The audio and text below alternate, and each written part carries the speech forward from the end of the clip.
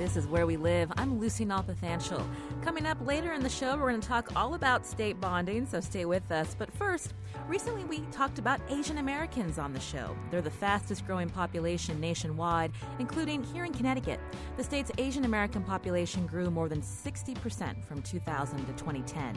A recent report looks at ways advocates for survivors of family violence can improve its outreach to Asian women in the state.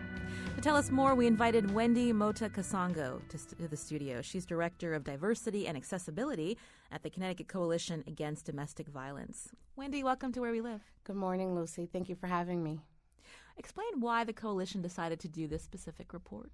So, Connecticut Coalition Against Domestic Violence is a nonprofit organization, and like many other nonprofit organizations, we're federally and, state funded. And it was a conversation that we've had for a really long time, and I think we were just at a very interesting point where we can start doing something about it. So we did. And, understanding, like you said, that the Asian population is quickly growing, we want to be able to address that in a way that makes sense to victims of Asian descent. So when we talk about Asian Americans, in Connecticut, what parts of the state are they living, and what countries are we talking about? So in terms of countries, the U.S. Census tells us, for example, Cambodia, China, India, Japan, Korea, Malaysia, Pakistan, the Philippine Islands, Thailand, and Vietnam. And so thinking in terms of who's in Connecticut, which was part of the process for this, we see pockets all throughout the states, but primarily in Fairfield County, New Haven County, and Hartford County.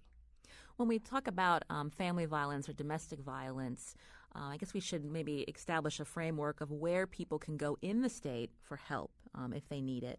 And then from there, how did you figure out what's a better way to reach these Asian families? So it's still a process. We're still, I think this report really gave us an opportunity to start the conversation, but it's still a process. In terms of services, here's what we know, Lucy. We have 18 domestic violence programs in the state of Connecticut. The coalition is kind of like the mom or the umbrella agency to these 18 domestic violence programs. We're here to support it.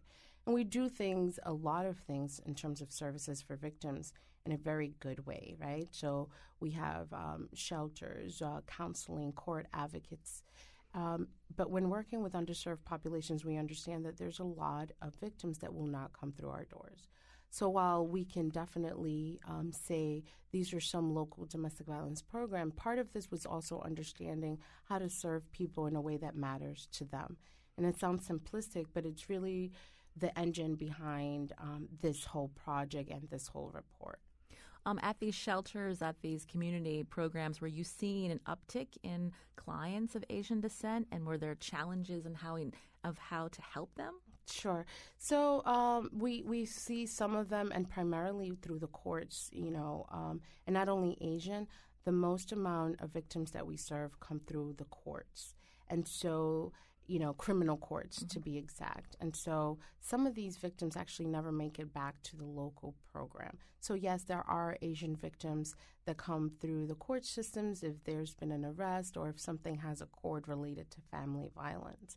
But again, this is really about understanding what we do, what's happening in terms of the community, the Asian community, and then how can we better serve them. I read the report, and we're going to link to the report on our website, WNPR.org/wherewelive. But that was interesting. And when we talk about Asian cultures, obviously many different countries, many different customs and beliefs, but we look at the comparison between collectivist cultures versus individualist cultures. Can you explain that to our listeners and how that is a challenge when you're trying to reach people that are dealing with domestic violence? Sure. That's a great question, Lucy. I think, in my years in working in the domestic violence field, this is what I understand. The domestic violence movement was born in the United States in the 1960s and 70s with kind of like hand in hand with the feminist movement. And it was a group of white middle-aged women who were feminists and didn't want to be mistreated or abused by their partners, right? And so I think it's a great movement, but an unintended consequence was really that some communities were marginalized. And so because the movement was born out of that, a lot of our services and intervention mimic independent and individual kind of approaches to domestic violence. When we're working with the Asian communities, like other communities, we realize that it's a collective culture, meaning, the family is upheld. It's not really deemed, it's not necessarily important for a woman to leave her husband and become independent and kind of go out on her own. And so and that was very different for us, right? When we look at the services that we provide, it's kind of like the number one solution is leave the man, talk about it, reach out.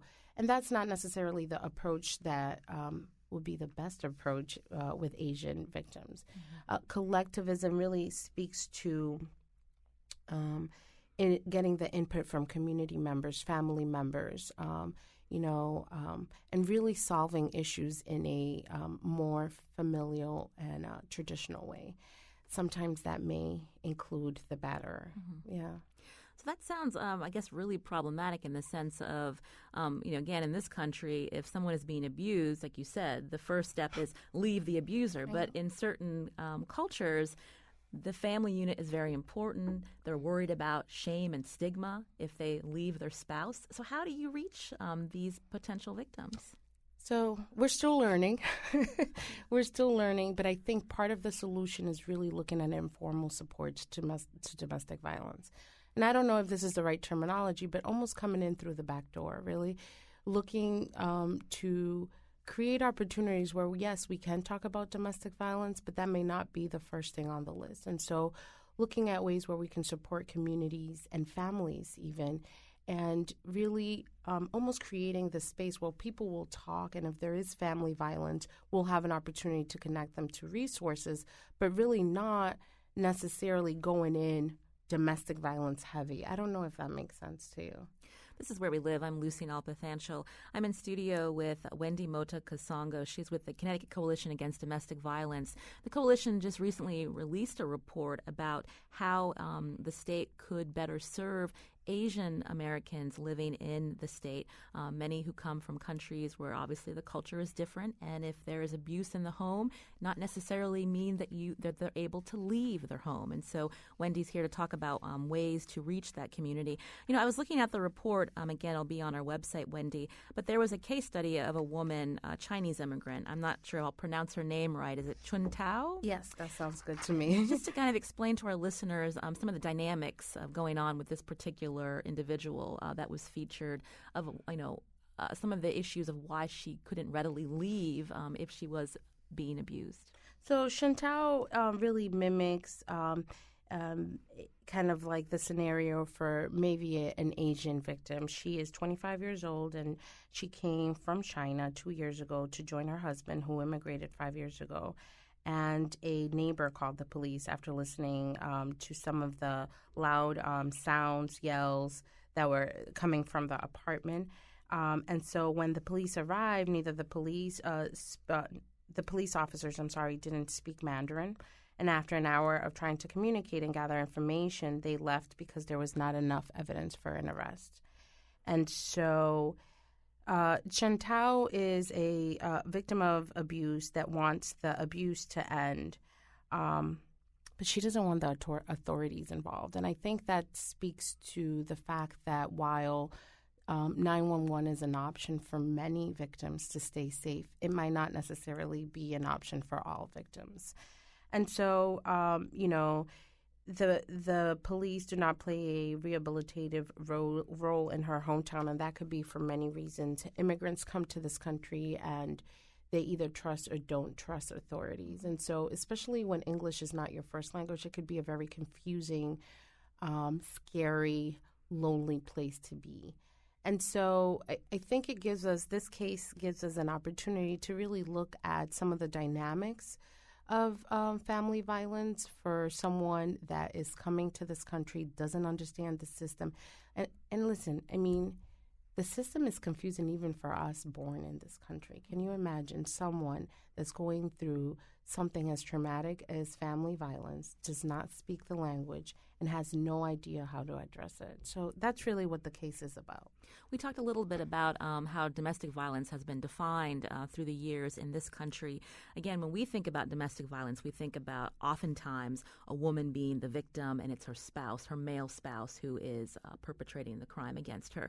But I was reading in this report that in certain cultures, domestic violence isn't necessarily the spouse or the husband, other people in the family. Can you talk about that? Sure. So, and again, even when we were in the process of gathering some of this information, it was just very interesting because, yes, you're right, domestic violence is traditionally understood as the women being the victim. So just as domestic violence professionals, we understand that it can happen in same-sex relationship. It can happen when the man is the victim. But within the context of this report, we very quickly understood that the dynamic can encompass family members as well. And I'll give you an example.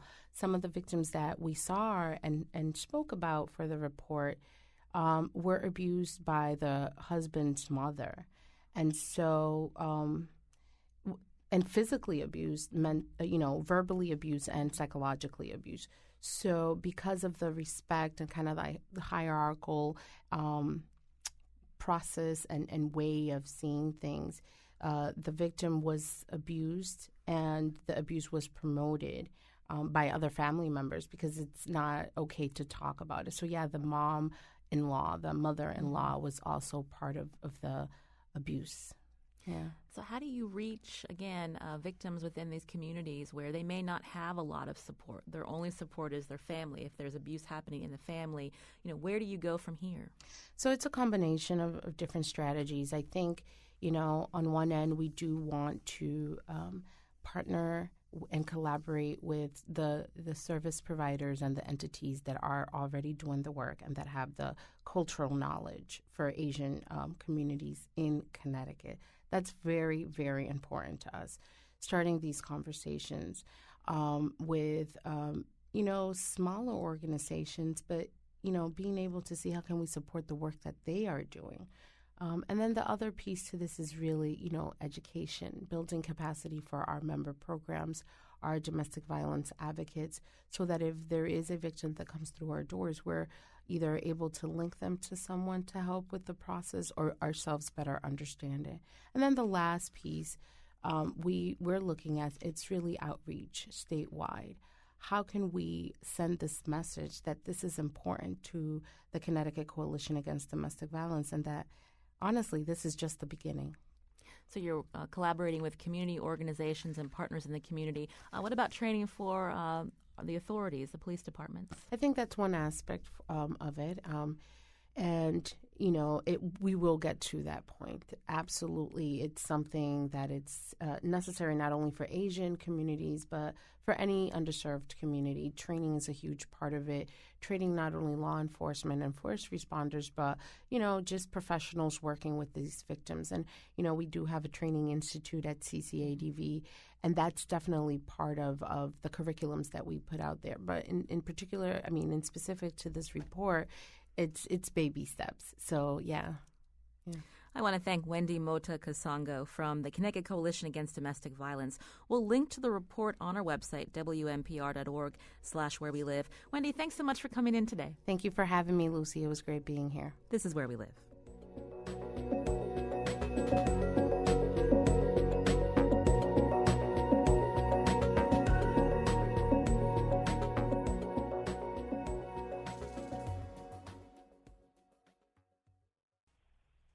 This is Where We Live. I'm Lucy Nalpathanchel. Last week on WNPR's weekly news roundtable, The Wheelhouse, Hartford Courant columnist Kevin Rennie said the use of bonding in the state has changed. It's become another way of paying for things that used to be in the yearly general budget. That got us wondering, how has the state's practice of borrowing changed over the years? Who better to ask than budget guru Keith Phaneuf, a reporter for the Connecticut Mirror. He joins us now in studio. Hi, Keith. Hi, I never get used to that title. We love calling you the budget guru. You're a good explainer of things that seem complicated to most of us, including bonding. Why should the average citizen, average taxpayer care about this? I think in part because it is sometimes seen as so wonky. There's not often, and I guess I'm casting equal blame across both sides of the aisle, there's not always an honest debate about it. The understanding is just that most people aren't going to get it, so people look for the one or two points that they think the public will grasp, and that's what they're focusing on. But we're really talking about the state's credit card. I mean, we have really two big financial packages that happen every year. You have the budget. We pay for things. Think of that as paying for things in cash in your household. And then, again, there's the bond package, and you think of the credit card. And there are many legitimate purposes for bonding. People think of things like municipal school construction, capital projects at colleges and universities, roads and rail work, open space and farmland preservation, and, yes, the small community-based projects in legislators' districts that sometimes get called pork barrel spending. But for most of those things, and we can debate the pork, there's a valid purpose for paying for something over 20 years because if you're talking about, say, a road improvement or a bridge improvement, it's going to be used. And the question is maybe it should be extended into a second generation. Also, if you paid for them all at once in cash, you would have a very volatile budget. You'd have to come up with a ton of money in the year that you're finishing the Q Bridge, and then the next year the expenses would drop off the grid. And the big debate going on at the Capitol right now is, has the credit card become used more so sort of to cover day-to-day expenses? In other words, are we buying our groceries with our credit card? We're cutting – I'm trying to do sarcastic air quotes on the radio. That doesn't work. But we're quote-unquote cutting expenses out of the budget, but we're not really cutting the expenses. We're just paying for them with borrowing, which means we're actually increasing the cost because there's interest involved. And how does our interest that Connecticut pays, how is that impacted in terms of how much we're borrowing? What are we seeing? Well, what we're seeing, I mean, first of all, just to start, Connecticut is the most indebted state on a per capita basis in the nation. We have about $22 billion just in bonded debt. We're not talking about what we owe to the pension funds or what we owe for retiree health care for public sector workers. We're just talking about projects that we finance by selling bonds on Wall Street. What we've been seeing over the last 5 years is an average of about $120 million in what I'll call traditional budget expenses moved onto the credit card just by the use of something called bond premiums. You might hear that tossed around, and that is causing a problem at the Capitol. Premiums are kind of like food. If you use them well, you're very healthy. If you eat milkshakes all the time, you're going to end up with diabetes. We need sometimes to offer a premium on Wall Street to issue our bonds. They're an effective marketing tool. And what that is we might be looking to borrow money at a particular interest rate, and an investor says, I want a higher rate. But the state really is not ready. They don't have the money for that. So what the investor says is, I'll give you a hypothetical. Say we were going to borrow money at 2%, and the investor wants it at 2.2. The investor says, I'll give you the extra money that you'll owe, the difference in interest that you'll have to pay. I'll give it to you. I'll hand it to you right now. And then you can hand it right back to me. And you won't be any worse off. It'll be like you're paying 2%, but I'll still have on paper a 2.2% bond. And that can be advantageous in the bond trading market. And don't worry, your listeners don't have to worry about that. The problem is we're not handing the money right back to him. Mm-hmm. We are taking that money and we're putting it in our checking account and we're using it to buy groceries. So it's like borrowing money, putting it in your savings or your checking account and treating it like income. This is Where We Live. I'm Lucy Nalpathanchil. In studio with me is Keith Phaneuf, state budget reporter for the Connecticut Mirror. We're talking about bonding, how the state is borrowing to pay for a lot of different things in the state. On the phone with us now is Representative Chris Davis. He's a ranking member of the Finance, Revenue, and Bonding Committee. He represents the towns of Ellington and East Windsor in the General Assembly. And he's also a member of the Bond Commission. Hi, Representative Davis. You're on Where We Live. Hi, good morning. So tell us what your role is as a member of the Bond Commission. Explain this to our listeners of how this all works. So the Bond Commission is a 10-member panel. It's done by statute, I believe, and Keith, correct me there, but it features the chairman of both the Senate and House chairman of the Finance, Revenue, and Bonding Committee, and the two ranking members of the Finance, Revenue, and Bonding Committee. The governor is the chair of the Bond Commission. He also has his OPM secretary, his Office of Policy and Management secretary, his commissioner of Department of Administrative Services, and then some of the constitutional officers also sit on the Bond Commission. So the state comptroller, the state treasurer, state attorney general. So right now, as it's structured, there's only 2 Republicans on the State Bond Commission, and the rest of them are Democrats. Lately, we've been hearing from Republicans, specifically Senator Len Fasano, about criticizing the Malloy administration and the Democrats for this over-reliance, so to speak, on borrowing to pay for things in the state, and including pork in specific districts. You're often one of the lone dissenting voices on the commission. I mean, what's your take on the state's practice of borrowing? Well, I mean, the State Bond Commission is rather unique in that we as a legislature, we authorize a certain kind of block grants, amount of money for each type of project that you could have in the state of Connecticut. But it's really up to the governor, and it's a kind of a unique situation where the governor has the sole authority to determine what items get put onto the state bond agenda, and then ultimately what we end up voting on. And I think a lot of the criticism that we've seen in the last few months is where are the priorities for the state of Connecticut when it comes to bonding. As Keith had just mentioned, we're one of the most indebted states as far as bonding goes. We've seen bonding under the Malloy administration increase by almost $1 billion this year from when he first came in. We were averaging maybe $1.4 billion or so a year at its peak for bonding.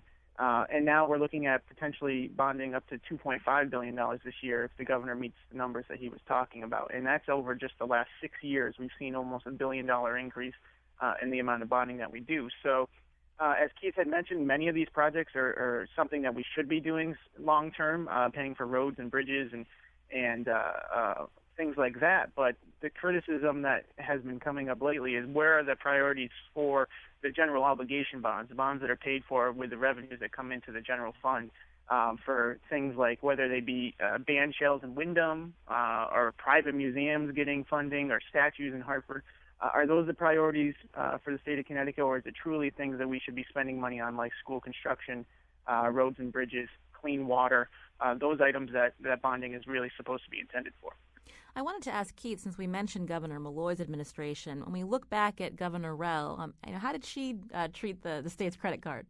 Well, it's really apples and oranges, in part because of the economic circumstances during which Jody Rell and Daniel Malloy have served as governor.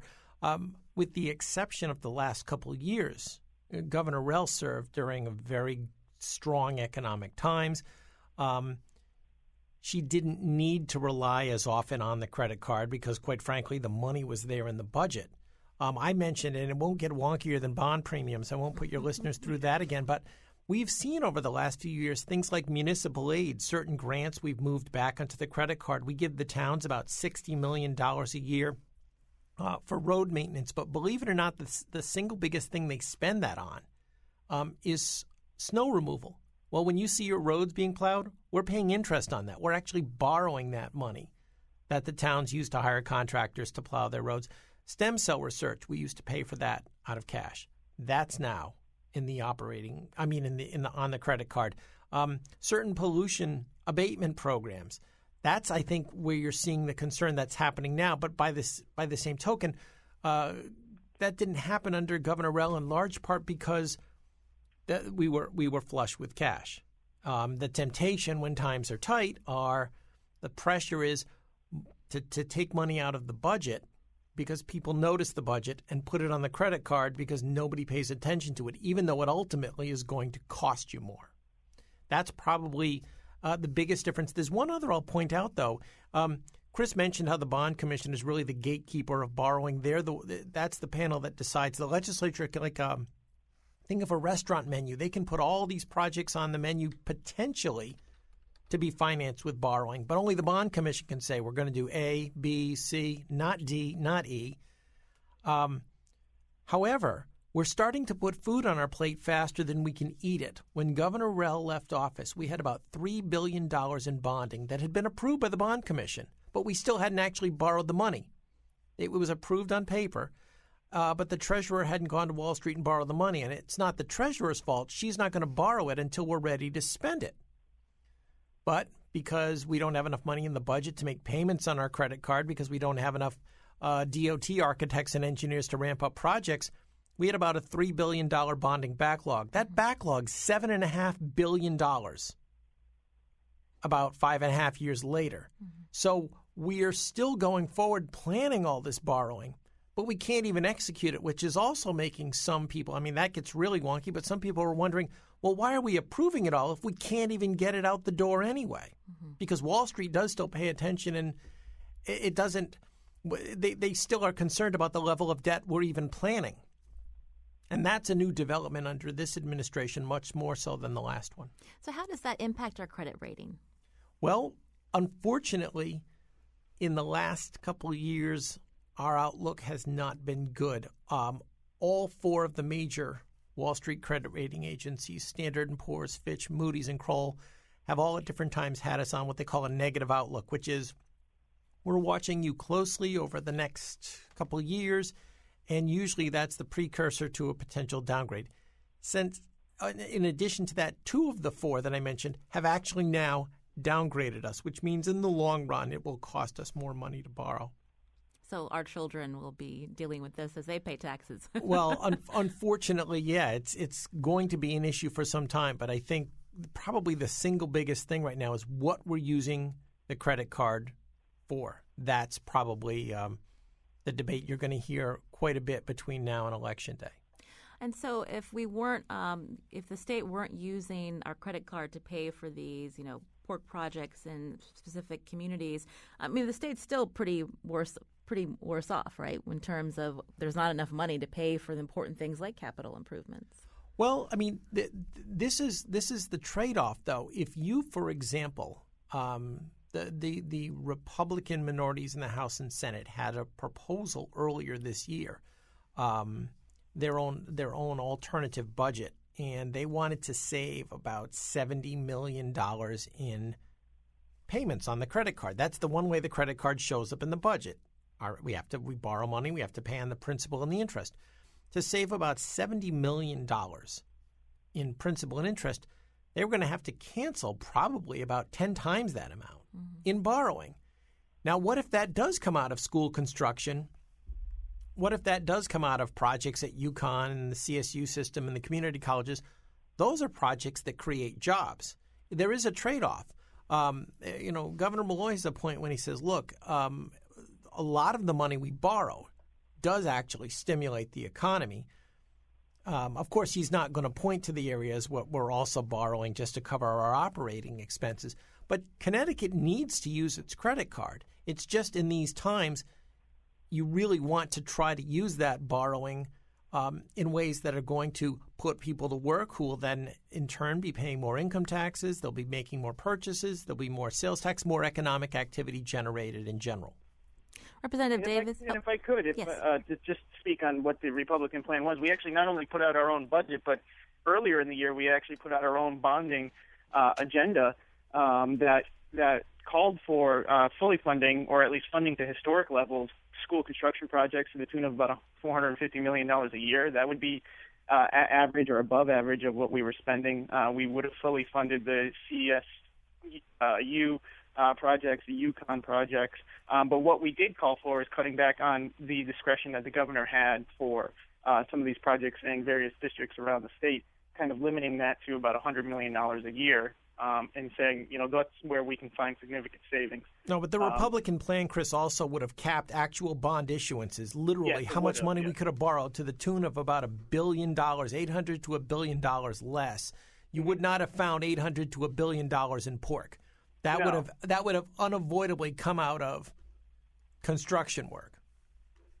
And some of it would have been a huge chunk shifting from STO bonds, the special tax bonds for transportation projects, and using some of those GO bonds to be able to cover some of those projects as well. But Yeah, I think Keith has a point. I mean, it does. You have to prioritize where some of those projects are going to be. Certainly, we need to do something. We need to be able to rein in some of the spending. In total, we would have been in the Republican plan still would have been about $1.75 billion, which historically would have been higher than what it was just a few years ago by over $300 million a year. So it certainly wasn't some kind of draconian cut in bonding and projects being, halted as their shovels are in the ground. It would have been a situation where we would have had to shift those priorities and really look at what we were doing as a state of Connecticut as far as bonding goes. We're talking about bonding on Where We Live, how the state is borrowing to pay for capital improvements all the way to pork projects. This is Where We Live, and in studio with us is Keith Phaneuf, state budget reporter for the Connecticut Mirror, and on the phone, State Representative Chris Davis, who's a member of the Bond Commission and represents the towns of Ellington and East Windsor in the General Assembly. There was just a recent Bond Commission meeting the other week. So of the things that are approved, can you talk about the process, Keith, of from now, once it's approved, where does it go? And again, when will Treasurer Napier actually get that money to be spent? It is really confusing. If I can just quickly, I also wanted to mention, I tried to think of all the things I wanted to go through so everybody could learn everything about bonding. Paying on our debt service takes up a big chunk of our budget now. 1 out of every $9 in the budget actually goes to pay on the credit card. So it's a significant amount of money that you can't spend on other things. In answer to your question, I like to use this analogy a lot, think of bonding like a restaurant menu. Only the legislature can actually write the menu, and they're going to put more projects and more programs on there than we're actually ever going to implement. That's intentional. They are not and I don't mean that they're trying to be reckless. They're casting a wide net. So you might see a specific transportation project mentioned. As Chris pointed out, you might see a large pot of money for a program. The governor has given large pots of money in something like the Urban Act, and this is a large amount of potential borrowing that he can use for various economic development projects. Then only the Bond Commission can actually decide it's time to borrow money for this item, it's time to borrow money for that item. And as Chris pointed out, we are starting to do a lot more in terms of putting the Bond Commission moving projects forward. Just because the Bond Commission approves it, though, and this is a part I think it's probably least understood at the Capitol, that doesn't mean the money's actually going to be spent. When the Bond Commission approves financing, all they're doing really is sending a permission slip to the treasurer saying, if anyone ever confronts you with a bill, then you can go borrow the money so we can pay it. But many times, the Bond Commission approves a project, particularly in the area of transportation, and the administration decides, we still aren't really ready to do that work. We don't have enough people to get that project started. Or maybe we just don't have enough money in the budget to start making the payments on it if we borrow it. So the Bond Commission approval is just the last step, and it lags there. And again, you can't blame the treasurer. She's not going to borrow the money if we're not going to spend it. That's the last stage, and I hate to do this, but you'll hear there are a bunch of A verbs thrown around. The legislature, they call it authorizes bonding. Don't think dictionary definition. That's got a very legal definition. Mm-hmm. The Bond Commission allocates, and then lastly, the administration allots the money. So it really is a three-step process. And as I mentioned, there's like $7.5 billion in potential financing allocated by the Bond Commission that still only exists on paper that we haven't done. And the treasurer, by the way, doesn't go to Wall Street on a project-by-project basis. You want to wait until the interest rates are right. Certain times of the year we will borrow a big chunk of money, and then it will get used. I will mention one last thing also. We keep our bonded dollars in a common cash pool with the same money that we use for the budget. So many times I don't want to say, borrowing, but we're temporarily transferring money over from the capital side into the budget side just to pay bills. And then the budget sort of has an IOU it's got to square up later with the bonding. And the problem is when the state gets into bad cash flow situations, some people think we're borrowing just so there's enough money in the cookie jar to pay the budget's bills. That's another problem. Why sometimes we borrow when people say, well, why are we even borrowing that money right now? Representative Davis, if I could return to you, we keep hearing about the looming budget deficits in the upcoming years. I mean, are you confident that the state's reliance on bonding is going to change in the next few years? Well, I think it's certainly a fear for people on both sides of the aisle, quite frankly, of, how are we going to fund some of these projects that we want to continue to fund or we would like to continue to fund when we're facing a potentially, $2 to $3 billion deficit in the next few years. And Keith mentioned many different areas earlier that we've seen shifts from general fund allocations, expenditures that we used to pay for Town Aid Road right out of the budget. We used to pay for stem cell research. In this last year, we shifted biomedical research fund money that used to be paid for by the Tobacco Settlement Fund that we get each year. We shifted that to bonding so that we can then sweep that Tobacco Settlement Fund money as the state of Connecticut to be able to pay for things other than what it was intended for. I think there is a real fear that if we continue down the path that we're having now, more and more appetite would be for shifting these programs to bonding. Unfortunately, as we have been talking about for the last few minutes, we really can't afford to continue to do that with the amount of bonding that we have on the books. Like Keith said, over $7 billion that has been allocated and hasn't been issued yet. We really have to be careful about how we're going to move forward with shifting some of these programs to bonding, especially given the fact that, interest rates aren't going to stay low forever. And if we dig ourselves into a hole where we're wholly reliant on funding a lot of these programs through bonding, when interest rates continue to go up, it's only going to cost our kids and our grandkids even more if we want to continue with those programs. I just wanted to add, because that's a really good question about where our bonding is going, heading potentially into, if the economy starts to slip in the next couple of years. One big area that we do borrow periodically that I left out are what are called economic recovery notes, which is just jargon for deficits. When we literally run the budget in the red and we don't have any money left in the bank, we have to borrow. For example, in 2009, we had emptied our emergency reserve, which everybody calls the rainy day fund. The budget closed $1 billion in the red. So we borrowed the money. And we're still paying off our debt, our bonded debt from the last recession. We started to make headway on that, and we took a 2-year break in the last 2 years of Governor Malloy's first term. We took what his budget director called a holiday from paying on our debt, which also had the advantage of keeping the budget down during the last 2 years of Governor Malloy's term. Well, now that money, we're paying on it again. Plus, since we refinanced it, we're paying an extra $40 million in interest for kicking that can down the road. But we have almost nothing left in the rainy day fund again. We only have about $150 million, which sounds, how can I say that's not much? But that doesn't even represent 1% of our annual operating costs. Kevin Lembo, the comptroller, says you should have a cushion of about 15%. So that means even if a year from now we finish with another deficit, we're probably going to have to borrow.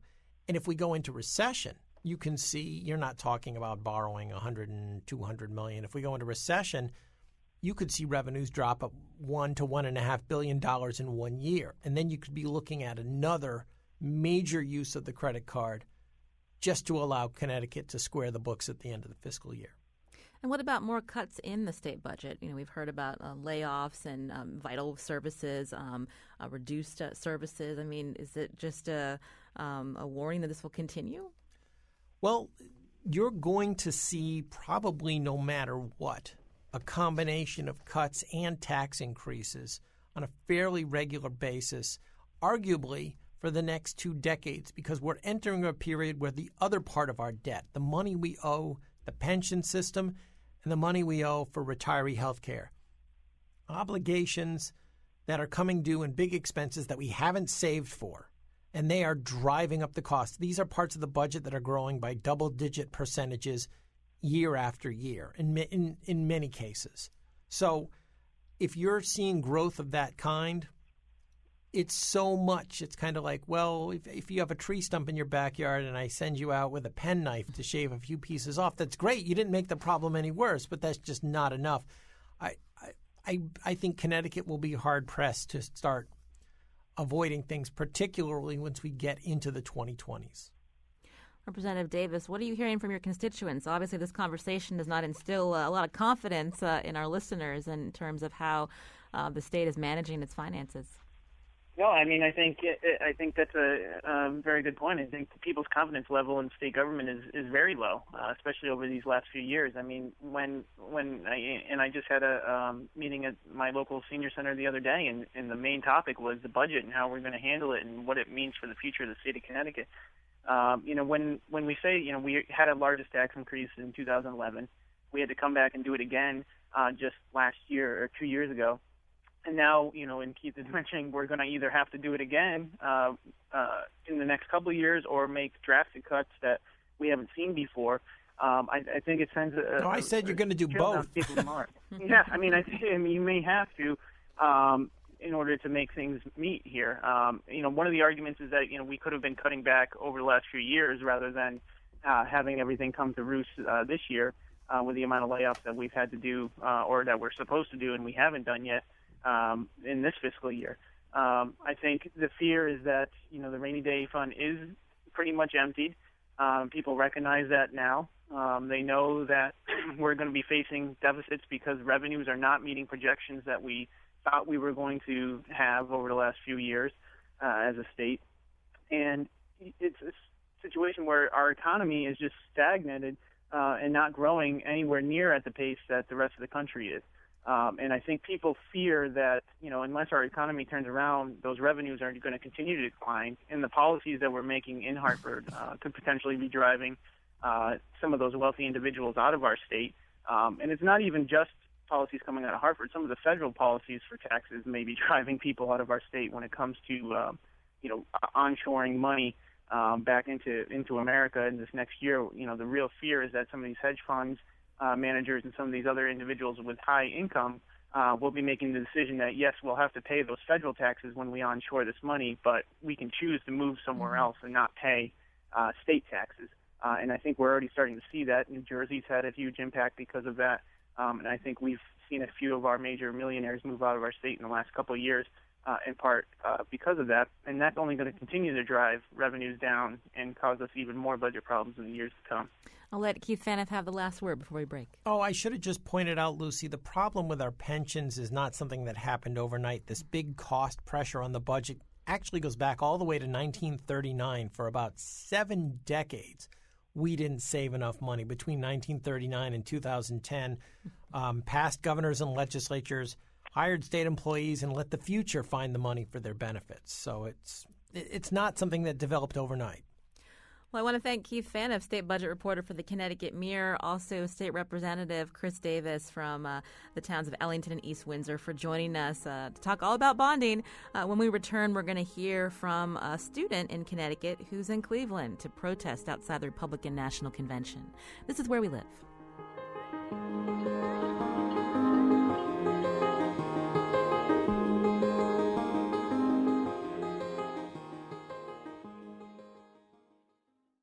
This is Where We Live. I'm Lucy Nalpathanchel. Illegal immigration was front and center opening night at the Republican National Convention in Cleveland. Trump's campaign slogan, Make America Great Again, was transformed into Make America Safe Again and featured speeches about the importance of border control, and delegates heard from Americans who've lost loved ones in crimes committed by undocumented immigrants. Some members of Connecticut's Students for a Dream traveled to Cleveland to protest Donald Trump's rhetoric on immigrants. One of them joins us by phone now. Yenamar Cortez is in Cleveland, again with the group Connecticut Students for a Dream. Yenamar, you're on Where We Live. Hi, hello. My name is Yenamar. I came and traveled to Cleveland, Ohio, to speak up about the hatred that has been coming at us. I came here with United We Dream Action, and I'm very excited to tell you guys about the action and why we're strong and why we should not give up and why we should stand up to the hatred that has been coming from the Trump's presidency. Well, Yenamar, tell me a little bit about your family background. How did you come to Connecticut? Yeah, okay. I'm originally from Mexico. I came here when I was 2 years old. I was brought here, for the same reasons that everyone's brought here, for a better future, so I can get an education, so I can better myself and, become someone that can help others more than I'm doing right now with my education. So I've been living in Connecticut all my life. It's been my home. America has been my home. So just hearing all the stuff that Trump's been saying about separating us, building a border, it's just heartbreaking because it's like separating two worlds that I live in and that I love. I love Mexico and I love America because it's my home. So it's very heartbreaking, and it's honestly it's so much hate going on. Oh, Yanamar, if you could explain to listeners and to people who really believe that border control is something that the country should be for. They should be able to control who comes into our country, and that there's a legal system in place to do that. Can you explain to our listeners, what your ideas are on terms of helping people who want to come to this country, but to do it in a legal way? Okay, yeah. I think when people think about illegals, as they say, coming in the country, they don't really see the reason why they come.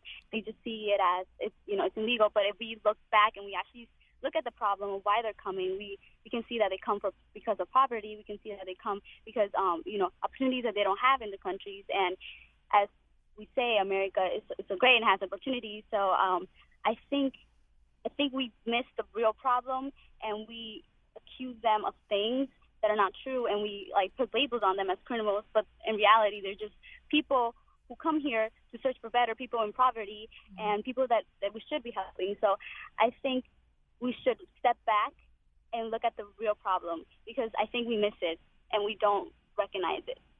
Were you able to listen to the speeches last night at the Republican National Convention, and what were your thoughts? So I wasn't able to listen to a lot because we went to the rally and we came kind of late. But I did listen to a few commentaries, and just some saying that, there was a lot of stories about immigrants killing others and calling them criminals. Once again, I just think that because let's be honest, most of the people that were there at the event, they're part of that, the top supremacy with money. So I just don't think they actually see the real problem. They actually see the poverty that's in America and that's happening. So they just see it from the other side. They don't see both sides, and that's what's sad about it. Because if they actually stepped back and they took a look at both sides of the country that we are in, then they'll see that that's not the real problem, that we shouldn't be accusing them. Instead, we should find a way to help solve this poverty, find a way to give them opportunities so things like that don't happen. You're part of Connecticut Students for a Dream, which advocates again for students who came here as young children. And under President Obama, you were able to have a sort of status in terms of having a work permit and not to worry about being deported. I mean, what are your fears with a new president in the White House? My fear is that DACA will be taken away. As we know, it's an executive action. So that's my major fear. And that's not my only fear, because I don't just worry about myself. I worry about my community. I worry about my people of color. We're already being oppressed. So imagine all that hatred coming from Trump against our people already, and it's just like his campaign. Imagine when he comes into presidency. Just imagine how that would be. It's horrible. So I do worry about myself, but most I worry about my people, my community, because I think that's what Trump is missing. I think he's just worrying about the top percent, and he's not really looking back and worrying about our people, the people of color, the people in the community. We just have under a minute, Yanamar. Again, you're talking about traveling to Cleveland to protest outside the Republican National Convention against some of Donald Trump's policy and rhetoric. What are your plans later in this week in Cleveland? Yeah, so our plan here, we had two goals. We wanted to show how if Trump presidency would be, how it would look, how we feel with hatred, and we did that. We united with several other communities, and we show that, and we're still going to show it throughout the week. We had a banner drop this morning, and it read, the GOP plus Donald Trump kills. It read signs like that. It was just very successful, and we're having an immigrant community on Thursday. Okay, Yanamar, we're actually running out of time, but I want to thank you. Yanamar Cortez joining us from Cleveland, where the group Connecticut Students for a Dream is protesting outside the RNC. This is Where We Live.